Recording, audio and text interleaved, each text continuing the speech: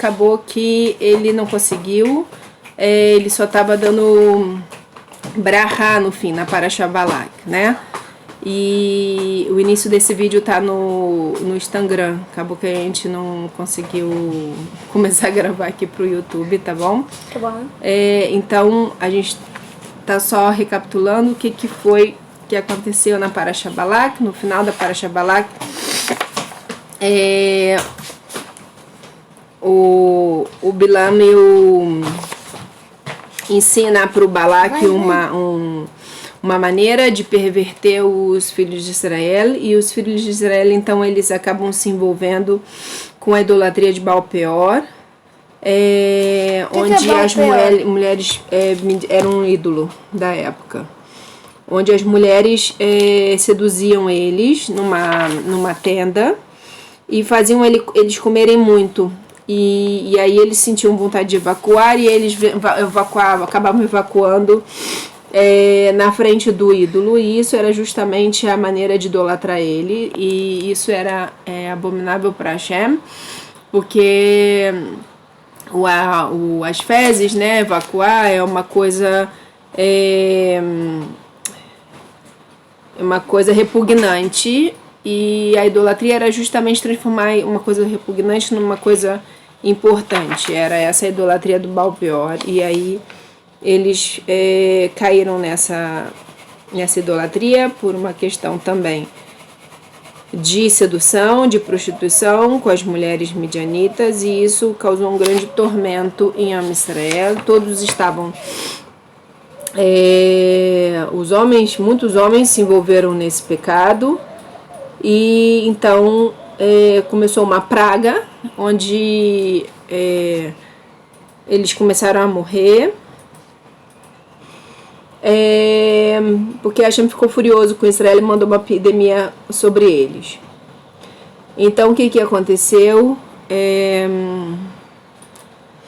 No final da Parashá Balak, então Moshe disse aos juízes de Israel: cada um de vocês matará seus homens. Eles se apegaram a Baal Peor. Eis que um homem israelita veio e trouxe uma midianita para seus irmãos aos olhos de Moshe e aos olhos de toda a congregação dos filhos de Israel. Eles ficaram chorando na entrada da tenda da reunião, né? Porque era Cosbi, a filha de Sur, que era um rei midianita, e um príncipe da tribo de Shimon, que era o Zimri. Ele pegou ela e perguntou: a tribo de Shimon, reunidos ao redor de Zimri, que era o seu príncipe, disseram para ele: estamos sendo condenados à morte e você fica sentado sem fazer nada? E aos olhos de Moshe, eles disseram: Moshe, esta mulher é proibida ou permitida? Né? Então eles ficaram perguntando, porque o príncipe pegou essa mulher midianita dentro dessa idolatria para tomar como mulher. E ele perguntou para Moshe: essa mulher é proibida ou permitida? Se você disser que é proibida, quem lhe permitiu? A filha de Itró, porque Moshe era casado com a filha de Itró, que também era de Midian. Então aconteceu que acabou que Moshe esqueceu a Alahá, do que ele deveria fazer, e olha o que aconteceu.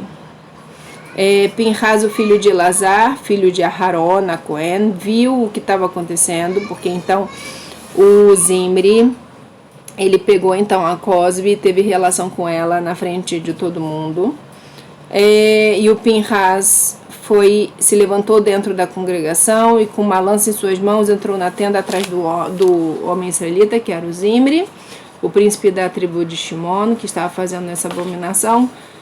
E fincou em ambos a lança, no homem israelita e na mulher ao mesmo tempo, exatamente através de seu ventre. Então, naquele mesmo momento, a praga cessou entre os filhos de Israel, e essa praga matou 24.000 dos filhos de Israel por conta desse pecado de Baal Peor.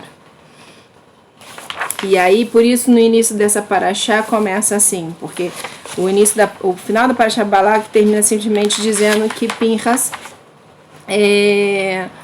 transpassou o príncipe de Shimon, que estava tendo relação ilícita com uma princesa de Midian, no momento da praga, por conta dessa grande idolatria que eles tinham feito.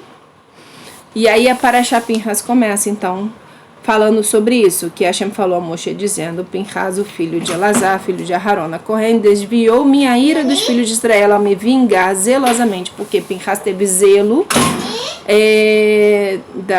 da realeza de Hashem,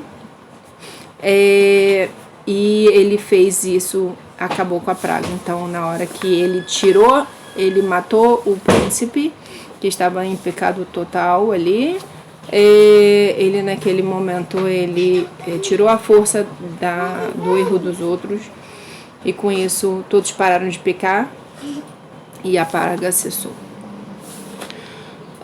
Eu não destruí os filhos de Israel por causa da minha zelosa fúria. Assim diga: eis que estou dando-lhe meu pacto de paz. Este era um pacto eterno de Kohanut, né, para eles socorrem para ele e para os seus descendentes depois dele. Por quê? Porque ele foi zeloso com seu Deus, né? Então, Rashi explica: ao vingar a minha vingança, enfurecendo-se com a minha fúria, né? Hashem estava furioso, por isso que ele mandou a praga, e o Pinhas, ele se enfureceu junto com Hashem, né? Ele não foi condescendente com o que estava acontecendo.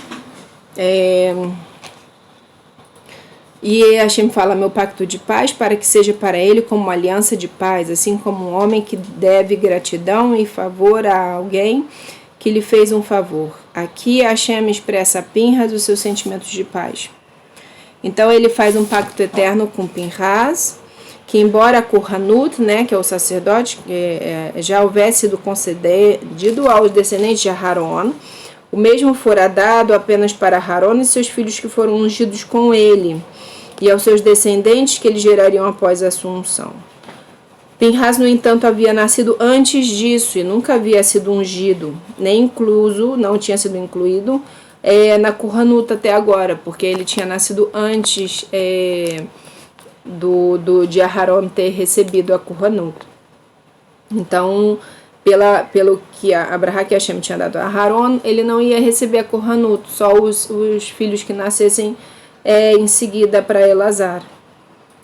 Assim nós estudamos em Zevahim. Pinhas só se tornou Kohen depois de ter matado o Zimri, de ter feito esse zelo para Hashem.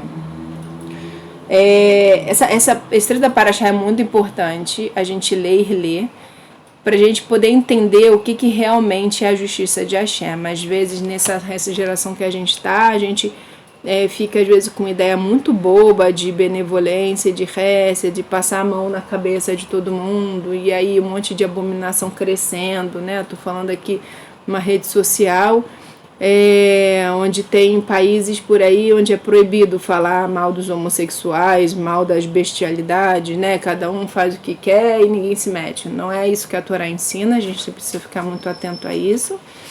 Que sim, tem regras, o Criador dos céus e da terra fez as regras, ele disse aquilo que é abominável para ele, aquilo que ele se agrada, e claro que a gente não vai sair por aí matando ninguém, isso foi um caso único, específico, ninguém tem que ser igual Pinhas, foi um momento específico, né, onde era uma geração de justos e ele era totalmente justo. Mas isso deixa um ensinamento para a gente de que a gente precisa ser zeloso com aquilo que Hashem é zeloso. Então, se Hashem falou que a prostituição é algo que ele abomina, a gente precisa abominar também.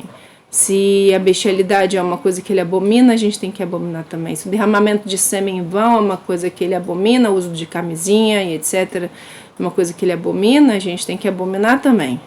A gente não deve ficar incentivando os outros a usar camisinha, a preservativos e namoros e coisas que Hashem abomina, porque ele é o Criador dos céus e da terra, ele criou todas as coisas e tudo ele criou para o bem, para a bondade, para a santidade, para a paz, né? E se a gente quer um mundo de paz, de harmonia, de tranquilidade, basta a gente buscar natural, como que ele planejou, porque ele quer sim, ele quer um reino de paz, de justiça, de tranquilidade, e a gente segue as leis dele e vai dar tudo certo, né? Mas quando a gente quer fazer da nossa cabeça e seguir os desejos, os impulsos vão ficando cada vez mais fortes até ficar incontrolado, que é o que está acontecendo com muitas pessoas dessa geração, que tudo nem tem limite, dá vontade de fazer, faz e acabou. Né? Então a gente precisa, cada um tem o seu Yetzirah, cada um tem o seu impulso mal, a sua luta interna, a gente não deve julgar uns aos outros, ninguém sabe qual o fogo que arde dentro de cada um, mas cada um precisa pensar para si. Qual é a vontade do meu Criador, o que eu preciso fazer, se isso é fácil para mim, ótimo, eu faço com facilidade e muito, mas se é difícil para mim, mesmo assim eu preciso me esforçar e não deixar criar invenções e caraminholas na minha cabeça de que não é bem assim o que a Hashem quer, tá bom? Então é isso, a gente vai ficar por aqui, daqui a pouco a gente volta, Bezrat Hashem, com mais da Parashá. Que a Hashem dê um bom dia com muitas mitzvot para todos, muita saúde, muita alegria. Bezrat Hashem. Tudo de bom. Tchau, tchau. Lembrando que a gente está no mês de Tammuz. A gente está nas 3 semanas que passou desde o dia 17 de Tammuz, hoje é dia 20 de Tammuz. Você pode aproveita também para lembrar 20 de Tammuz, né? O Terlim do dia 20, procura lá no livro de Terlim quais são os salmos para o dia 20 do mês judaico para fazer. E hoje a gente está nas 3 semanas de luto. Então a gente não existe algumas diferenças de Minhag, de Rabad, de Ashkenazi, Sefaradi. Eu não vou entrar aqui agora, mas é importante você procurar saber qual é o Minhag sobre esse período. Mas o mais importante nesse período é a gente lembrar da destruição do templo, a gente se entristecer, porque a gente está sem o Beit HaMikdash, mais um ano sem o Beit HaMikdash, mas a gente precisa olhar para frente, que Mashiach está chegando, e estudar sobre as leis da época de Mashiach, estudar as leis do Beit HaMikdash. O Beit HaMikdash a qualquer momento pode retornar e a gente precisa estar preparado para saber o que a gente precisa fazer quando ele retornar e quais vão ser as leis que vão estar em vigor quando o Mashiach chegar. Tá bom? É isso aí, que possamos ter Mashiach Tzidkenu agora. Bezrat Hashem. Tudo de bom, até mais.